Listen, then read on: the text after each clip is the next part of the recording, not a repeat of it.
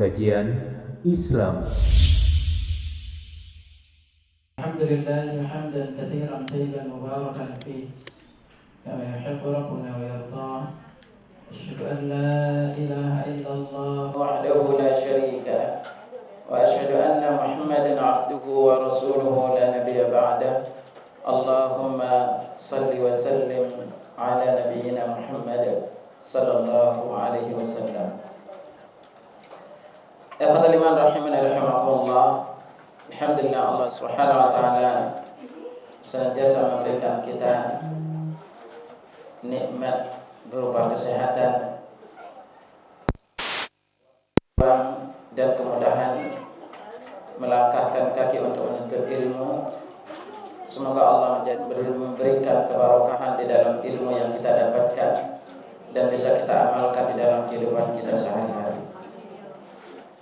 Insyaallah untuk pertemuan kali ini kita akan kupas temanya itu waktu-waktu terbaik beramal saleh.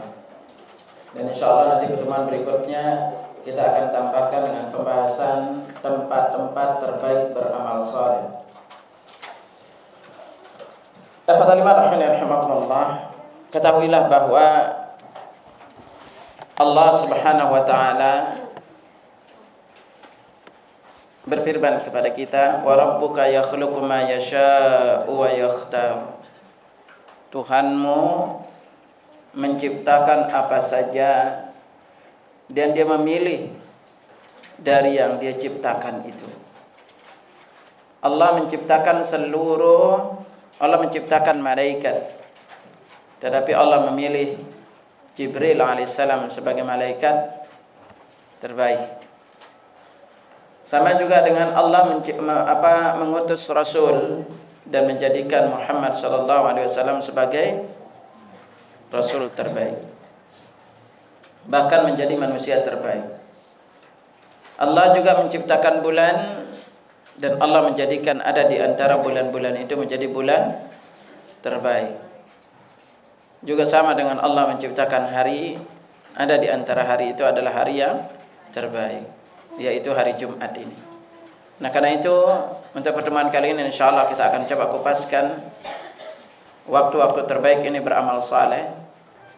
Dan ini masih dalam tambahan faktor-faktor dilipat gandakan pahala sebuah kebaikan. Dalam salah satu hadis Nabi sallallahu alaihi wasallam bersabda, "Afdhalud du'a du'a yaumi Arafah." Sebaik-baik doa adalah doa pada hari Arafah. Lalu Ibnu Abdul Barr malah berkata dalam keutamaan hari Arafah ada sebuah dalil bahwa sebagian malam memiliki keutamaan, ada sebagian malam lainnya. Cuma hal itu tidak diketahui kecuali dengan tauqif atau lewat dalil. Sementara Ibnu Qayyim berkata Allah tidak pernah mengkhususkan, mengutamakan dan mengunggulkan sesuatu kecuali karena ada makna tertentu yang menuntut untuk dikhususkan dan diutamakan. Di antaranya dia mengutamakan sebagian hari dan bulan atas sebagian yang lainnya. Nah, di sini perkara penting yang perlu untuk disadari oleh setiap muslim adalah mulia berkahnya waktu tertentu, tempat tertentu. Ini tidak boleh berdasarkan akal dan logika kita semata. Harus berdasarkan dalil.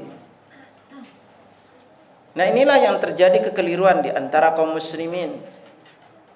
Seringkali tempat-tempat yang dikatakan memiliki keutamaan justru terlupakan. Apalagi kalau udah berbicara di hari, seringkali kebalik kaum muslimin amalannya. Apalagi ini bulan-bulan masa-masanya begitu banyak akan bertebaran hadis dhaif dan palsu terkait dengan keutamaan hari dan bulan. Salah satu yang Anda ingatkan nanti terkait dengan perkara ini adalah masalah bulan Rajab. Rajab tidak ada di bulan Rajab itu, tidak ada hadis sahih yang menjelaskan keutamaan amalan tertentu di bulan Rajab ini. Betapa banyak kaum muslimin rajin puasa kalau bulan Rajab. Sementara kebalik dengan yang dilakukan Nabi. Nabi SAW itu paling banyak puasa itu di bulan Sya'ban. Nanti bertebaran berbagai macam hadis-hadis keutamaan Rajab. Apalagi kalau hari pertama Rajab nyebar ke berita, kalau disebar gini-gini pahalanya gini-gini. Subhanallah. Pokoknya kalau jamaah dapatkan ada orang yang menyebarkan suatu berita dengan hari tertentu yang kalau dilakukan seperti gini pahalanya, lalu gini kita sebar ke 10-20 orang, kalau enggak dilakukan maka kita akan sesial dan lainnya, itu pasti hadisnya palsu. Tolong ingat baik-baik. Siapa saja yang ikut menyebarkannya dia akan ikut tanggung dosanya. Setiap orang yang ikut ini. Karena ini kita makanya selalu dia enggak berani taruh hadisnya riwayat siapa. Pernah berani taruh enggak? Enggak kan berani. Dia cuma mengatakan hari ini gini. Lalu kalau disebarkan cepat sebarkan ke 10 orang ini subhanallah. Yang menyebarkan itu tanda dia bodoh tentang agamanya. Dan yang paling bahaya gara-gara kebodohannya itu dia akan ikut nanggung dosa dari setiap orang yang nyebar berita yang dia sebar. Maka dia juga ikut nanggung dosanya. Maka disinilah ikhwatal iman rahimani rahimakumullah, pentingnya seorang muslim untuk selalu bertanya tentang sebuah amalan. Tanyakan dulu ada tidak riwayatnya. Apalagi terkait dengan sebuah keyakinan.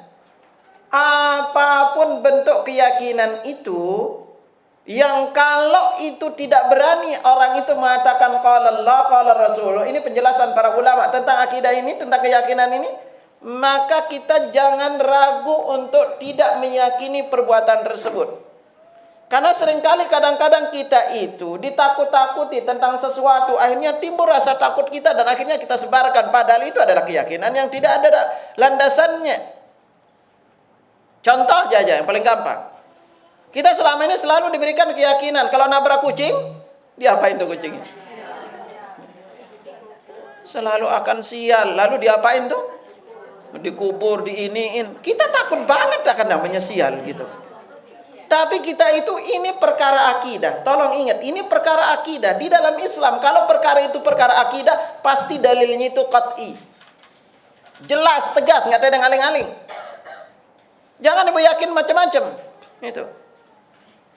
Nah ini makanya sama juga nanti dengan hari tertentu. Apalagi kalau sebut malamnya malam Jumat. Kliwon, lebih ini lagi gitu kan. Ya Allah, keberhasilan musuh-musuh Islam, Bu. Malam Jumat adalah malam yang luar biasa berkahnya di dalam kita sebagai seorang muslim. Bahkan Nabi SAW sabdakan yang kita singgung, khairu yaumin talat alaihi syamsu yaumul Jum'ah. Hari paling baik terbitnya matahari itu adalah hari Jumat. Fihi khuliqa Adam. Hari Jumat Adam diciptakan. Hari Jumat Adam dimasukkan ke sorga. Hari Jumat juga Adam dikeluarkan dari sorga. Dan kiamat tidak akan terjadi kecuali pada hari Jumat.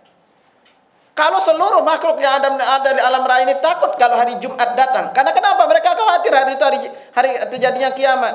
Kaum muslimin enggak takut. Takutnya malam Jumat kliwon baru datang. Ini uniknya kita gitu. Makanya sekarang apapun bentuk keyakinan. Ibu contoh misalnya. Sekarang udah berbusana muslimah.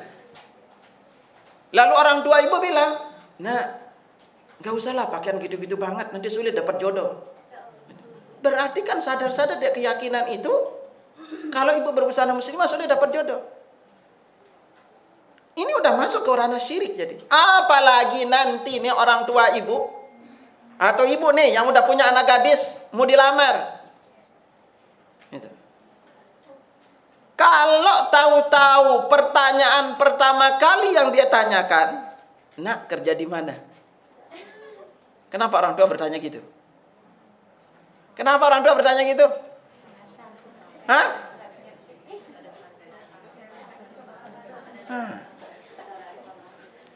Kalau ditanya orang tua ibu, alasan dia berkata gitu, sungguh orang tua itu takut kalau anak itu keluar dari rumahnya, anak ini bisa-bisa sengsara hidup. Ya Pak, enggak Bu? Kalau ini keyakinannya, berarti orang tua itu sadar, satu, dia udah melakukan dosa besar berupa syirik.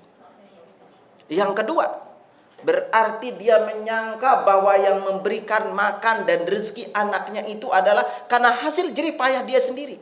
bapaknya itu. Padahal setiap anak itu rezekinya beda-beda. Bisa saja dia keluar dari rumah ibu lebih makmur. Tahu-tahu dapat nanti istrinya jadi istri menteri kan, suaminya. Ya kan, nggak tahu kan? Ya kan kasusnya gitu. Makanya apa? Ketika kita ini rezeki ini juga masalah keyakinan. Apalagi nambah harus nikahnya tanggal sekian sekian sekian. Dihitung-hitung ini urusannya. Ya Allah, Bu. Banyak beberapa jamaah tuh cerita, ya Allah Ustaz nggak jadi nikah. Kenapa nggak jadi nikah? Itu gara-gara neneknya ngitung-ngitung Ustaz nggak cocok tanggal lahiran sama dia. Batal nikah. Ya Allah. Coba. Nah ini keyakinan-keyakinan ini apapun. Kan ini babnya sebenarnya bab akidah juga. Yang harus setiap muslim itu sadari dan ketahui. Apalagi misalnya ibu berkata nih, ibu, nah rajin-rajin sekolah agar kelak kamu dapat pekerjaan yang bagus. Berarti seolah-olah yang menentukan pekerjaan dan rezeki kita adalah sekolah kita. Kalau anak perempuan sekarang setinggi-tinggi sekolahnya, ujung-ujungnya di mana, Bu? Ujungnya di rumah kan? Lebih baik ibu fokus pelajari untuk yang di rumah. Ya kan? Jangan berkata udah tinggi-tinggi sekolahnya tuh ujungnya di dapur. Ini sungguh orang tua yang nggak ngerti, Bu. Sekarang kita untuk lahirkan generasi yang soleh dan orangnya generasi yang cerdas, Bu. Maka harus dipegang oleh ibu-ibu yang berpendidikan. Kenapa ibu tidak fokus hafal Quran?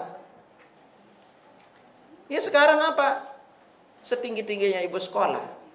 Lalu ibu ambil misalnya akuntansi atau apa, kan lebih bermanfaat, Bu. Karena ibu nanti akan jadi urusan di rumah kan semua. Atau paling tidak urusan untuk pendidikan anak. Anak ingatkan pada ibu-ibu, ambil yang untuk pendidikan anak. Karena sekarang kasusnya generasi kita, Masya Allah. Gitu. Nah maka dari itu, waktu atau tempat tertentu yang memiliki keutamaan gak boleh berdasarkan pendapat semata. Harus berdasarkan apa yang datang dari Allah dan Rasulnya. Maka sekali lagi kali ini kita akan singgungkan waktu-waktu dulu. Waktu-waktu terbaik beramal saleh. Yang pertama, waktunya itu adalah Ashhurul Hurum, bulan-bulan haram. Nah, bulan-bulan haram inilah yang dikenal dengan nama bulan suci. Jadi Ramadan itu tidak ada riwayat penjelasan dia itu bulan suci. Lalu ditulis sana sini bulan suci Ramadan, enggak. Enggak ada riwayat Ramadan itu disebut bulan suci. Kalau disebut bulan penuh barokah, iya. Nabi SAW bersabda, "Laqad ja'akum syahrun mubarak." Telah datang kepada kalian bulan yang penuh barokah. Tapi bulan suci enggak ada. Enggak ada riwayat Ramadan. Justru ini bulan sucinya adalah Ashhurul Hurum. Apa itu? Bulan-bulan haram itu bulan 4. Ada 4 bulan.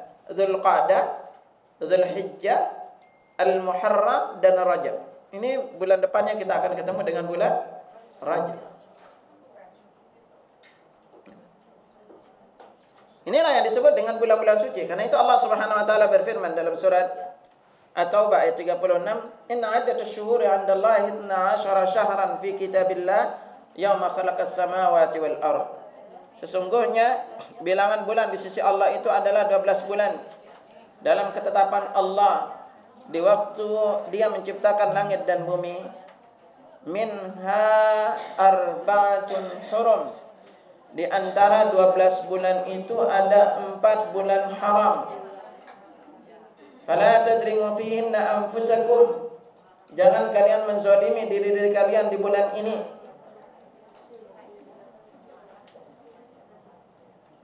Wa qatilul musyrikina kaffah kama yuqatilunakum kaffah. Dan perangilah kaum musyrik itu semuanya sebagaimana mereka pun memerangi kamu semuanya. Wa'lamu annallaha ma'al muttaqin. Dan ketahuilah sesungguhnya Allah bersama orang-orang yang bertakwa. At-Tabari, Imam At-Tabari dan selainnya meriwayatkan dari Ibnu Abbas menuturkan makna ayat, "Fala tadlimu fihinna anfusakum." Dan jangan kalian menzalimi diri kalian di 4 bulan ini. Apa kata Ibnu Abbas? Ibnu Abbas berkata, janganlah kalian menzalimi diri kalian di semua bulan tersebut. Kemudian Allah menghususkan dari 4 bulan ini, lalu menjadikan